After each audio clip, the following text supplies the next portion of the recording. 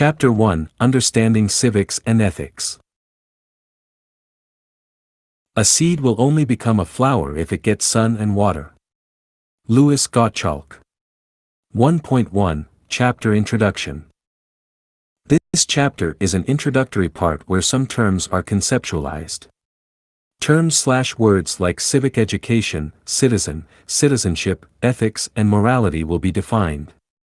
Moreover, the relations between civics and ethics, goals of civics and ethics, and competences of a good citizen are the subject matters of this chapter. 1.2 Chapter Objectives. After the successful completion of this chapter, students will be able to define civic education, ethics, and morality. Differentiate civic education from ethics. Discuss the goals of civics and ethics. Enumerate and explain the competences of a good citizen and evaluate yourself in line with these competences. Use critical thinking, interpersonal skills, and ethical theories to make judgments on moral issues and dilemmas. 1.3 Defining civics, ethics, morality.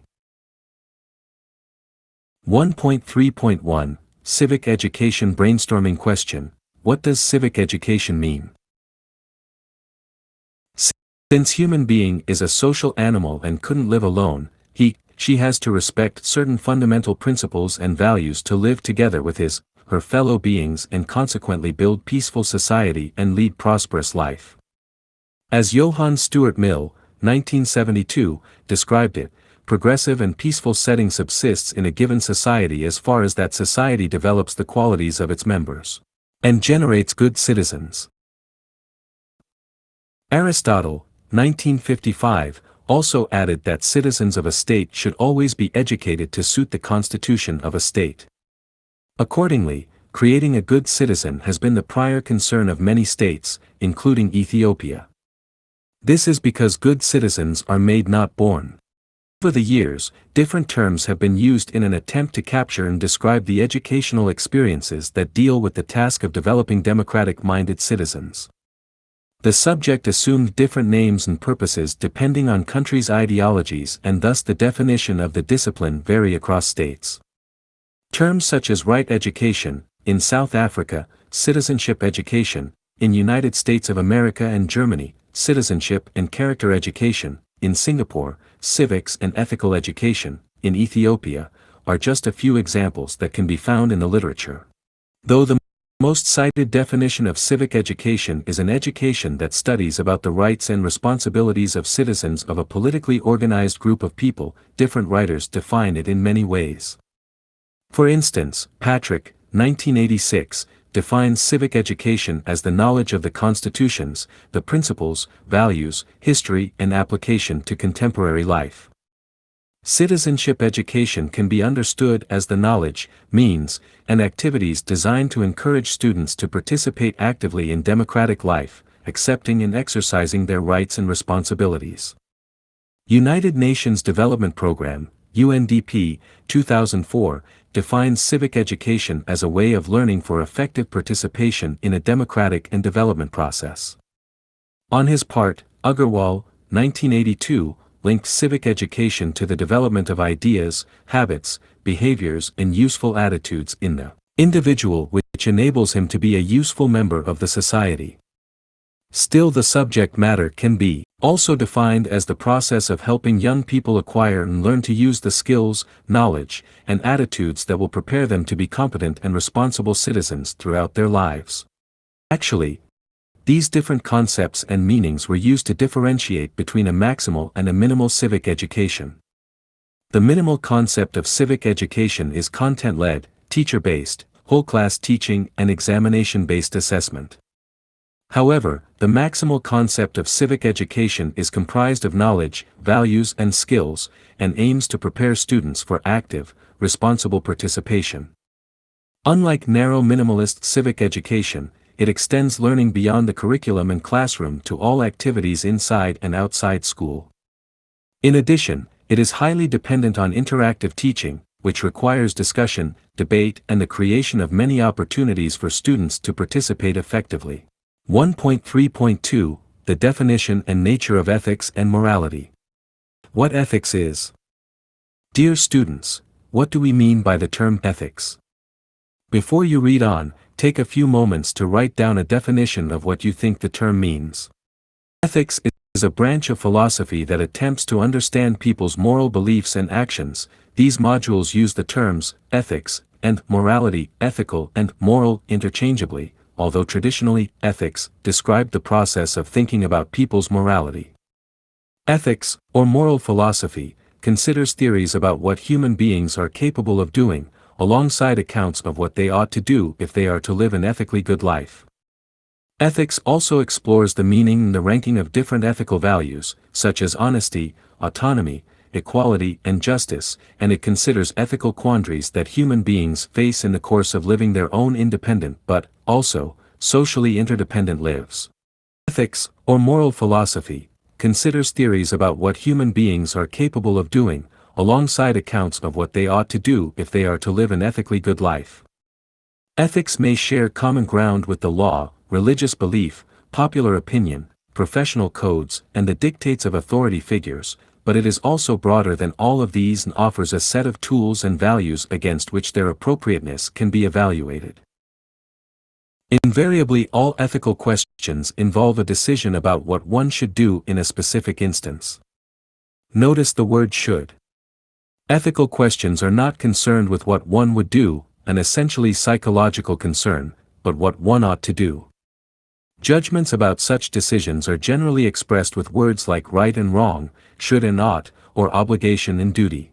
Occasionally, the term ethics is used interchangeably with morals. Business or medical ethics, for example, is generally synonymous with morals. Although this is acceptable, a precise usage would apply the terms morals and moral to the conduct itself, while the terms ethics and ethical would refer to the study of moral conduct or to the code that one follows.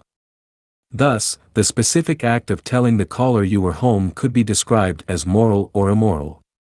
But what makes any act moral or immoral, right or wrong, fall within the province of ethics? When we speak of moral problems, then, we generally refer to specific problems, such as, is lying ever right, or is stealing always wrong? In contrast, we can look at ethical problems as being more general and theoretical. Thus, what makes any act, such as lying or stealing, right or wrong? And, what makes any entity good, are ethical problems. In short, morality refers to the degree to which an action conforms to a standard or norm of human conduct. Ethics refers to the philosophical study of values and of what constitute good and bad human conduct. In dealing with human conduct from the perspective of obligation and value, ethics investigates a variety of related concerns. Among them are whether a standard of morality exists that applies to all people at all times everywhere, the precise nature of moral responsibility, the conditions under which one is morally accountable or responsible, and the proper end of law. When ethicists use words like good or right to describe a person or action, they generally means that the person or action conforms to some standard. A good person or action has certain desirable qualities. Ethicists often disagree about the nature of those standards and desirable qualities and follow different paths in establishing standards and discovering which qualities are desirable. For purposes of understanding, though, we can view ethics as divided into two fields, normative ethics and non-normative ethics. Generally, ethics is 1. The critical examination and evaluation of what is good, evil, right and wrong in human conduct, Guy, 2001. 2. A specific set of principles, values and guidelines for a particular group or organization, Guy, 2001. 3. Ethics is the study of goodness, right action and moral responsibility. It asks what choices and ends we ought to pursue and what moral principles should govern our pursuits and choices, Madden, 2000. B. What is morality? Of course, morality is a complex concept. Though it is one of most frequently used terms, it can mean different things to different people. Morality is a commonly used word in most cultures. Some scholars argued that if we do not know what morality is, we cannot teach it. In crucial ways, we do not know what morality is. Yet we must teach it because it is of prime importance and must be learned. Moreover, teaching must not be brainwashing, it must be moral. So, in order to understand moral and civics education, the term moral needs to be understood. Morality can be viewed from different perspectives, and let us start with the simple definition of the word itself. Morality, from a dictionary definition, from Latin moralitas, manner, character, proper behavior, refers to the concept of human action which pertains to matters of right and wrong, also referred to as good and evil. It can be used to mean the generally accepted code of conduct in a society, or within a subgroup of society. It relates to values expressed as a matter of individual choice, those values to which we ought to aspire and those values shared within a culture, religious, secular, or philosophical community. This definition is clear when morality is spelt out and agreed upon by others. However, it becomes ambiguous when defined by different ethnic groups, especially in the multicultural society, like Ethiopians.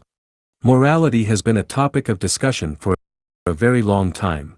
According to Socrates, we are discussing no small matter, but how we ought to live, when issues of morality are discussed. Class activity. Dear student, don't you agree with Socrates? What is your view? Socrates is rightly asserted that morality is not a small matter. In fact, moral philosophy is the attempt to achieve a systematic understanding of the nature of morality and what it requires of us. In Socrates' words, it's how we ought to live. Living in a multicultural Ethiopia, how we ought to live can be very complicated because of the diversity of culture that is vast and unique. Morality is, at the very least, the effort to guide one's conduct by reason, that is, to do what there are the best reasons for doing while giving equal weight to the interest of each individual who will be affected by one's conduct. It is important that in a countries like Ethiopia, morality is shared as a common goal to ensure harmony and integrity. Terms such as morality and ethics are often used interchangeably in everyday speech as referring to justified or proper conduct.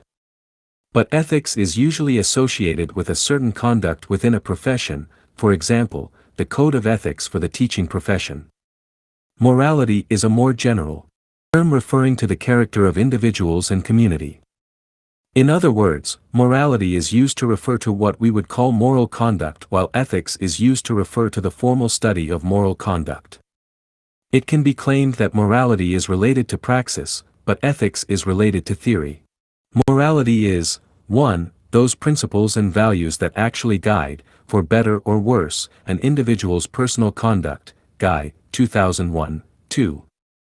Morality is the informal system of rational beings by which they govern their behavior in order to lessen harm or evil and do good. This system, although informal, enjoys amazing agreement across time and cultures concerning moral rules, moral ideas and moral virtues. Madden, 2000.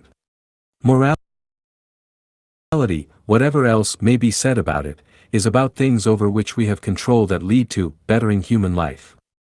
It is different in every society, and is a convenient term for socially approved habits. Ethics. Morality is philosophical study of the code, standards or norm of human conduct, and it is more theoretical and general one. Refers to the code of conduct one follows, while ethics is the study of moral conduct or the study of the code that one follows. Ethics establish the standards, norms, or codes to be followed by human beings, are the study of morality, moral principles, and moral decision-making.